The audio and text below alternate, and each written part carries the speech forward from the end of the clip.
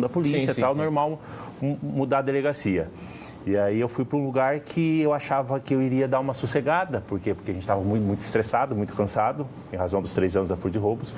E hoje a gente trabalha 10 vezes mais do que na Furto de Roubos, mas acaba sendo extremamente gratificante. Isso aqui é um dos exemplos, né? Então a gente pega um animal em situações péssimas e entrega para uma nova família nessas condições. E para você como pessoa, como foi trocar o atendimento para pessoas e passar por um ser tão inofensivo, indefesa, que é o cachorro, ou vários animais que o doutor faz, né? Você tratava de pessoas. Isso. E virou totalmente a chave. Como foi se adaptar? Porque a gente vê nas suas redes sociais e pelas suas entrevistas que você faz por muito mais amor. Não que na outra vez você não fazia por amor. Mas essa parece que o seu olho brilha, a sua forma de interagir com os animais e os seus resgates são todos emocionantes. Acaba sendo mais desgastante. Então, antes eu não tomava remédio para dormir, não tomava remédio para pressão. Hoje, na delegacia ali, é remédio para dormir, remédio para ficar calmo, remédio para pressão. Parece uma farmácia o criado mudo ali em casa, porque o emocional nosso acaba se envolvendo demais, né? Mas o lado positivo é que acaba sendo muito mais gratificante, porque a gente acaba dando voz para quem não tem voz, né? Muitas vezes, na delegacia de furto e roubos, dezenas, talvez centenas de vezes, a gente recuperava 90% dos bens e aí a pessoa chegava e falava, tá, mas onde que está a minha tal coisa que vocês não recuperaram? Então, assim, muitas vezes a gente via a ingratidão, né? Com relação aos animais, todos são extremamente gratos, né? Então, quando a gente chega nos resgates ali, a gente parece que percebe, né? Eles percebem que estão sendo resgatados ali, uma gratidão incondicional. E esse aqui que nós recebemos também no estúdio é o Bidu. Ele vai sair aqui também, vai para adoção. Sim. E nós temos as imagens de como ele foi resgatado. Olha só as condições. Para você que está em casa nos acompanhar, olha só. Qual que é a história dele, doutor? Nós fomos junto com a ONG SOS Quatro Patas de Campo Largo apurar uma denúncia de 2 adultos que estavam dando maconha para um gato aqui em Curitiba. Chegando no local, nós encontramos o gato e nós encontramos o Bidu nessas condições. Então, ele estava com uma lesão seríssima em um dos olhos. Nós resgatamos o gato, resgatamos o Bidu, graças a SOS Quatro Patas ali de Campo Largo. Eles ficaram, essa ONG ficou com o Bidu, teve que retirar um dos olhos e o outro olho, infelizmente, ele é cego. Então, assim, ele é cego, ele é totalmente cego, mas não está mais naquelas condições degradantes que ele vivia até poucos meses. E a gente saindo daqui, a gente vai levar para uma família adotante que a SOS conseguiu. E o seu corpo de equipe hoje, eu vi que vocês estão ali na barreirinha, né? Isso. São quantas denúncias em média você recebe por dia? A gente recebe umas 30 denúncias por dia. É muita coisa. A gente, infelizmente, não dá conta, porque nós precisamos de um local para retirar o animal de onde ele está para colocar em umas condições melhores, né? Então, a gente tem uma rotina bem pesada de resgate. Muitas vezes a gente não consegue atender porque a demanda é imensa, mas a gente se esforça o máximo para conseguir, pelo menos, dar conta de parte dessas denúncias. E deixa eu até te fazer uma pergunta que eu vi nas suas redes sociais. Você recebeu uma denúncia uma vez, acho que para ver sobre me corrija se eu estiver errado, uma cabrita ou um cabrito. Aí você chegou lá, a denúncia ela não era verídica, porque chegou lá até roupa ele estava usando. Sim, né? Sim. Foi bem bacana isso, porque o vídeo aparecia o cabrito brito, ele chama, né? Tava dentro de uma gaiola, um tamanho razoável, e a gente foi lá, com corpo técnico, tudo, e de repente sai o cabrito da casa do tutor ali, né? Com uma roupinha, ele tava comendo a mesma comida do humano ali e tal. E aí o cabrito brito ficou famoso. Por quê? Porque a gente viu que não tinha maus tratos, o tutor tinha inclusive uma bicicleta adaptada para ele, onde colocava ele atrás como se fosse uma garupa ali e andava pelo parque e tudo. Então o cabrito era a sensação ali do bairro. Nós deixamos uma orientação a esse tutor para não colocá-lo em gaiola e tal, então a gente realiza esse trabalho de orientação também, não é simplesmente chegar lá e retirar o animal. Então muitas vezes a gente vai no local, a gente verifica que dá para ele melhorar as condições, que ele não está de má fé. Nessas condições a gente acaba deixando a orientação e retornando posteriormente. Quando a gente vê que tá de má fé desde o início, a gente retira o animal e leva para a delegacia. E um dos fatos que gerou visibilidade nacional foram os pitbulls. Sim. As rinhas do pitbulls. Como que está o caso? Então, a gente foi no local dia 14 de dezembro do ano passado. Então, logo já faz um ano. Todos estão soltos, infelizmente, mas todos estão respondendo à ação penal. Provavelmente pela quantidade de prova que tem, provavelmente essas pessoas serão condenadas, mas é um processo gigantesco, porque são mais de 40 réus. Então a gente tem réu do México, de outros países, e nós temos réus de pessoas de vários estados. Então é um processo que a tendência é durar anos e anos e anos, mas pelo menos o mais importante ali, a gente conseguiu retirar aqueles animais daquelas condições. Nunca mais servirão para rinha. E aí também veio bastante rinha de galo. Quando vocês recebem uma denúncia, vocês vão pela proporção ou toda denúncia ela é tratada tem uma fila de espera, digamos assim? Não tem como. Se a gente tratar situações desiguais de maneira igual, não é o correto, né? Então a gente vai de acordo com a gravidade da situação, não tem como a gente chegar e colocar numa ordem cronológica, sendo que está acontecendo uma situação extremamente grave. Então imagina, se a gente fosse usar uma ordem cronológica, a gente não teria desmantelado a rinha de Mariporã, não teria desmantelado várias outras quadrilhas que a gente conseguiu identificar e colocar atrás das grades. Então a gente usa o critério da gravidade ali, que às vezes surge uma denúncia no momento ali, a gente para tudo que está fazendo e vamos atender aquela situação. E a venda de animais ainda clandestina com esses... eles continuam ainda tendo em peso? Eles se inibiram com as suas ações no estado do Paraná ou eles continuam ainda na surdina? Tem bastante criador clandestino e tem bastante criador sério, né? O que a gente percebe em conversando com alguns é que eles estão temerosos com uma ação de fiscalização da DPMA e isso acaba sendo bom, por quê? Porque acaba tratando o animal com a devida dignidade, né? Então a gente entende que esse temor acaba sendo extremamente positivo para os animais. Existem sim pessoas que trabalham à margem da lei, isso existe, mas existe qualquer profissão, né? Qualquer profissão existe gente que é avessa à legalidade, mas a gente percebe que tem sim o criador que trabalha à margem da lei e isso daí é uma minoria, a gente tem que combater. E você tem um fato que te marcou ou todos te marcam de formas diferenciadas? Todos marcam, né? Porque a gente trabalha com vida. Então a gente trabalha com vida, a gente trabalha com emoção, com paixão. Inúmeras vezes a gente está na ocorrência, a gente percebe o policial chorando ali, naquela rinha de Mariporã. A gente percebeu a quase totalidade ali dos policiais, quase 100 policiais ali se emocionaram porque a gente pegou um caso acontecendo, um caso inédito no país, talvez no mundo, né? E os animais ali implorando para serem resgatados, né? Então a gente tem casos de maior repercussão, mas assim, a gente se emociona com quase todos. Exemplo desse caso aqui também que chocou bastante a gente, mas provavelmente amanhã a gente vai se emocionar também, depois da manhã, então é uma rotina que nós temos que ter um preparo psicológico muito, muito bom, porque senão a gente desaba. Mas quando o doutor chega na casa, o agressor, ele baixa a guarda ou ele continua ainda com aquela linha de raciocínio de judiar do animal? A imensa maioria baixa a guarda. A gente tem um ditado que diz que muitas vezes esse agressor, ele é tigrão com o vizinho, com os amigos ali, e quando chega a polícia vira tchutchuca, né? Então a gente percebe que a imensa maioria abaixa a guarda. Se não abaixa a guarda, a gente conversa e se não resolver, conforme for, a gente autua por desacato. Existem situações que a gente acaba autuando por desacato também, mas é uma minoria. Geralmente, quando a gente chega, abaixa a guarda, a gente orienta e quando está de má fé, dá a voz de prisão e conduz para a delegacia.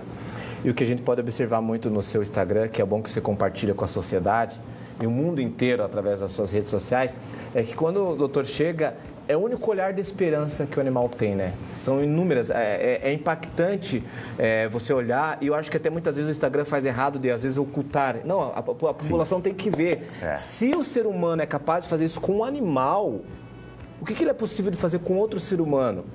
O Bidu, ele depende do doutor, ele depende de mim. Ele é cego dos dois ou de um só?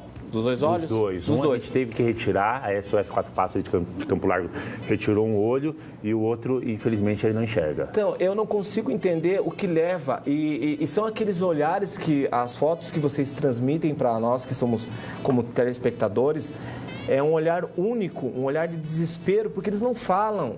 Se você prende... Teve também, eu não me recordo, um pitbull, ele ficava embaixo da casa e tinha um muro, ele só tinha um espaço. E o olhar que vocês transparecem para nós, eles não têm o que fazer.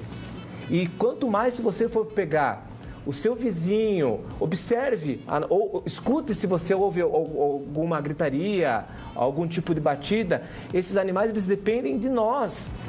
E outra coisa, teve recentemente aí que foi soltado, o cara simplesmente foi na casa do produtor e deixou o cachorro lá.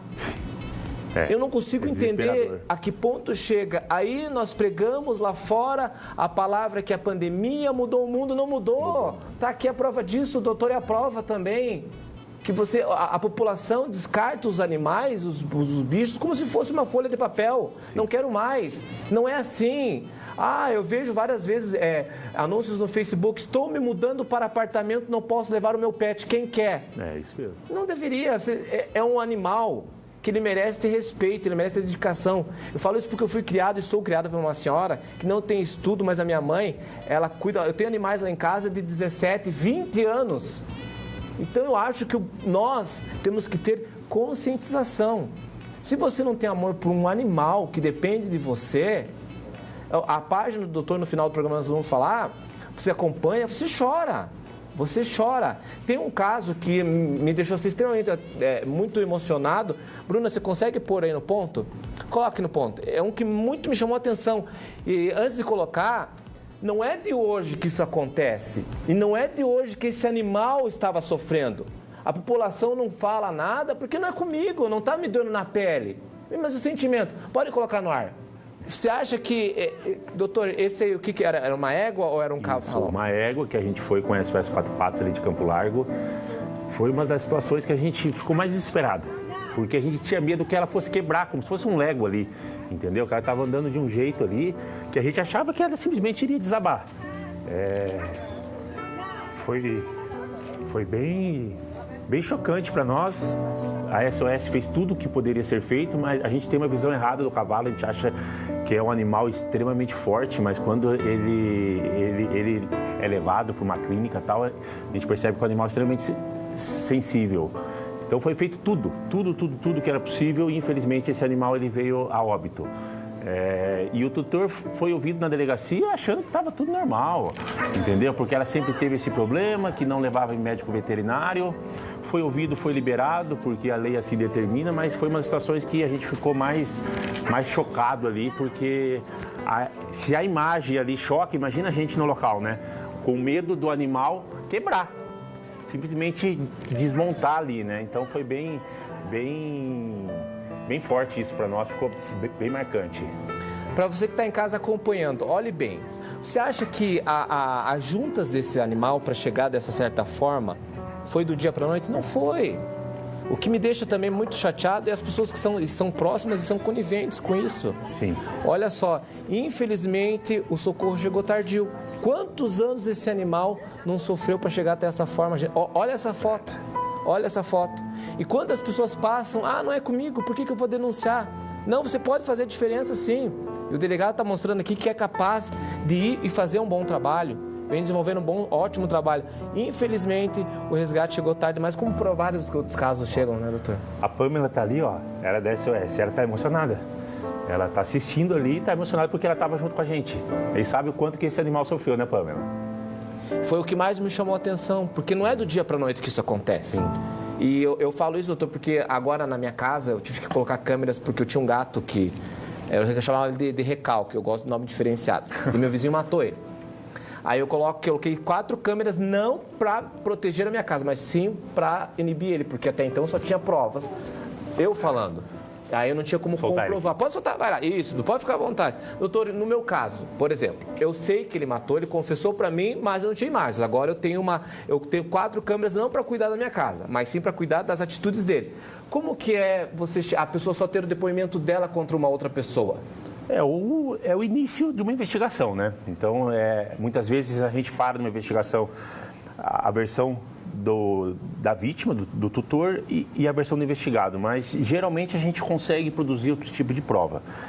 Hoje em dia, qualquer pessoa tem um celular com câmera, né? Então acaba sendo extremamente importante a gente ter uma imagem, ter uma foto, ter um vídeo, porque acaba falando muito mais do que 10, 20 linhas ou laudas de depoimento, né? Então a gente precisa da maior quantidade de prova possível para a pessoa conseguir, para a gente conseguir responsabilizar. Independentemente se tem foto ou se não tem, faça denúncia, que os órgãos competentes, não só a DPMA, porque a gente não dá conta de tudo, existem outros órgãos também, têm a obrigação de ir atrás. Eu vou para um breve intervalo comercial e já eu volto com o doutor aqui. Vamos falar muito mais sobre os cuidados aí, as denúncias com os pets.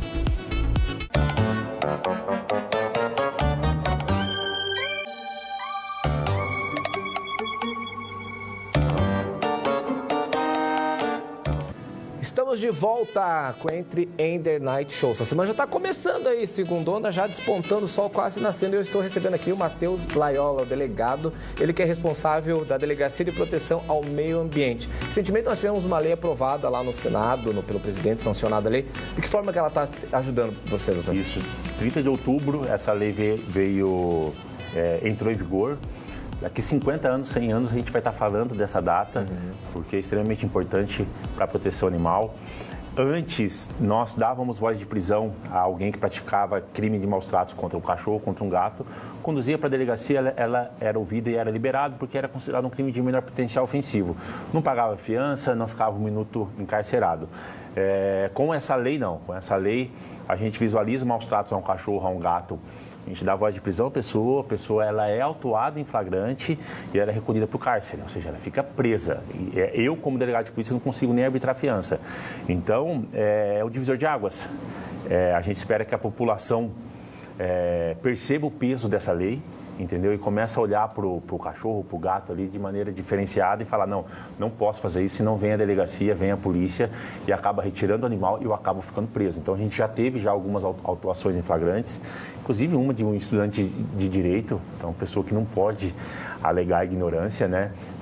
Para nós é extremamente importante, mas a gente espera aplicar muito pouco dela, né? Então, para nós é ruim a gente sair prendendo e prendendo. A gente espera que a população se conscientize de que animal não é coisa, animal não é objeto, que a gente não pode simplesmente descartar, chutar e se desfazer desse animal.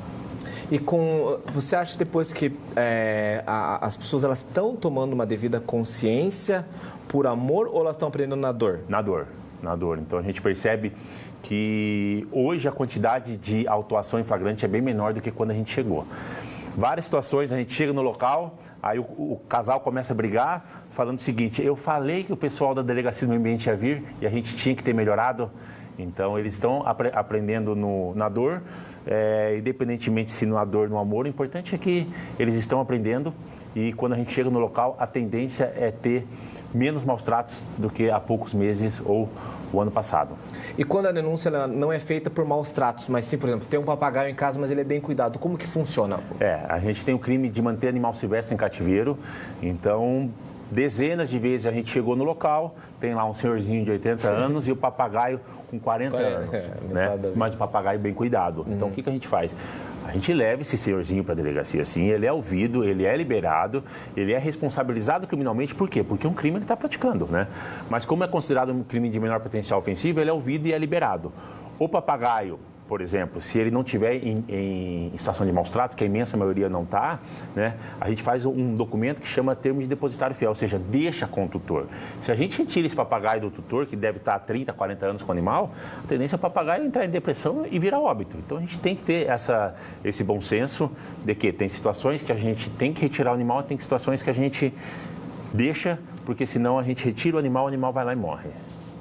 E ainda o tráfico é bem grande no estado aqui do Paraná. Sim, no Brasil todo, né? No Brasil todo a gente vê, infelizmente, a gente tem uma fiscalização muito intensa com relação a manter o pássaro ali em gaiola, então a gente percebe que é uma cultura do brasileiro, né? Então pega um animal silvestre ali, coloca numa gaiola ali, ele vive a vida inteira naquele espaço minúsculo, né? Então a gente espera que a população se conscientize ainda que na dor, E sabendo que animal silvestre, deixar na natureza, não colocar numa gaiola ali, porque ele é fadado a ficar preso eternamente ali naquele cubículo. Os aviários hoje, eles antigamente, a gente via que eles podiam vender periquito australiano, calopsita. Hoje eles têm que ter certificado para poder vender ou não? De que forma que eles conseguem trabalhar? Eles conseguem trabalhar tendo autorização do município, do poder público, né? Então, se eles tiverem a licença ali, inclusive, para vender um animal sem ser silvestre, ok. Agora, se a gente chega no local, não tem licença, ou então ele está vendendo um animal silvestre sem a devida procedência, a gente faz a autuação da pessoa, comunica o município, comunica o Ministério Público para aplicar as multas devidas, inclusive com relação à cassação do alvará.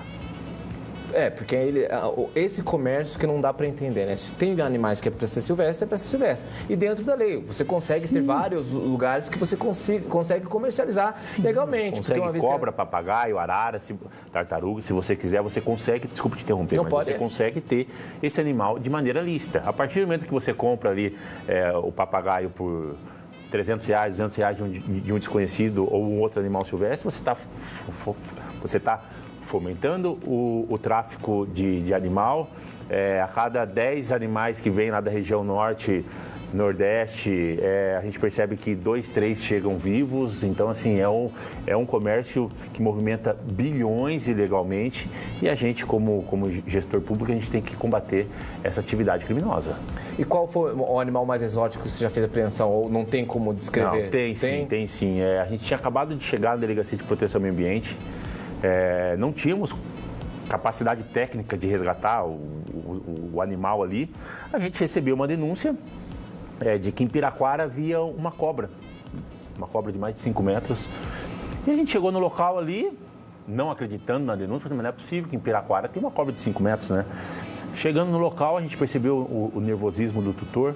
De repente, do guarda-roupa dele começa a sair a cobra e não para de descer. Então, assim, uma cobra imensa, extremamente grande. A gente fechou a porta do quarto ali e aí a gente não sabia o que fazer, porque a cobra era imensa.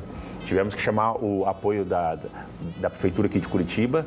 Nós resgatamos o animal, mais de 6 metros, então uma das maiores cobras apreendidas no Brasil. E o tutor queria se matar. O tutor pegava a cobra, começava a beijar a cobra, dizendo: vocês não vão retirar ela, vocês não vão retirá-la. Estava em condições totalmente inadequadas. Um animal de 6 metros não deveria estar naquele local. A gente conseguiu retirar o animal, a gente resgatou o animal. Hoje o animal está sob a responsabilidade da prefeitura aqui de Curitiba e o tutor, ele foi responsabilizado criminalmente por manter animal silvestre em cativeiro. Todos os animais silvestres, eles vão para a prefeitura, eles não vão para um lar? Não, quando a gente fala em animal silvestre, a gente tem que entregar para o Instituto Ambiental do Paraná, Instituto de Águas e Terras, sim, né? IAT, que a gente chama. E muitas vezes eles têm convênio com o município, como é aqui em Curitiba. Então o CAFES, o Centro de Apoio à Fauna Silvestre, recebe esse animal para dar a devida destinação. Muitas vezes, se o animal ele foi, por exemplo, criado em cativeiro, não tem como retornar para a natureza. Não é simplesmente pegar essa cobra e soltar no meio do mato e achar que ela vai viver de maneira regular. Por quê? Porque ela está acostumada a receber o alimento e não a ir atrás desse alimento, né? Então, infelizmente, esses animais, eles, na maioria das vezes, são fadados a ficarem apreendidos. O espaço que a prefeitura tem aqui é bem interessante e aí a gente volta àquela tecla de não fomentar o comércio ilegal para a gente não ter essa responsabilidade de retirar o animal onde está ali e colocar em outro local, sendo que esses animais deveriam estar na natureza. E os animais, cachorro, gato, quando você resgata, ele é mais fácil de encontrar um lar para ele? Sim. Quando a gente fala de animal não silvestre, a gente pode entregar para ONG, para protetor independente, para simpatizante da causa, isso tudo devidamente documentado e com conhecimento do Poder Judiciário. Que bom. Doutor, qual que são suas redes sociais que eu acho que super vale a pena você que está nos acompanhando seguir, curtir, comentar, que você vai ver a realidade do que o ser humano ainda é capaz de fazer com os animais. Delegado Matheus Laiola, então tem Facebook, Instagram, Twitter, tem até o TikTok ali, né? Então as pessoas acabam tendo uma noção de parte do que a gente faz. Não tem como divulgar tudo, então muitas coisas a gente faz também, crime a gente combate crime contra a flora, então desmatamento, uso criminoso de motosserra, então tem uma diversidade muito grande. Eu optei por ser minha rede social, por divulgar mais a causa animal ali, então as pessoas entram ali e acabam tendo uma ideia do que a gente tem feito.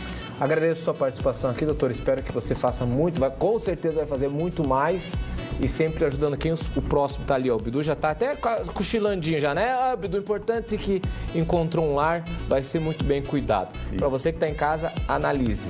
Animal é para ser como seu filho, então cuide. Se você não gosta de um animal, com certeza você não gosta de si mesmo. Uma ótima semana para você, eu volto semana que vem.